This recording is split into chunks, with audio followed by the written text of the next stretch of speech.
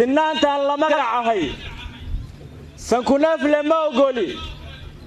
inuu iga sarayn karo anna garasho sogordahan soorya ruux ugama dhigo Soomaali baan ahay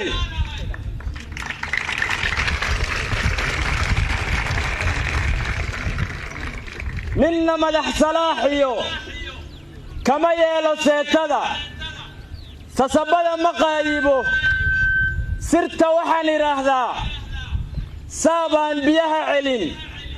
Soomaali baan ahay inkastoon sabool ahay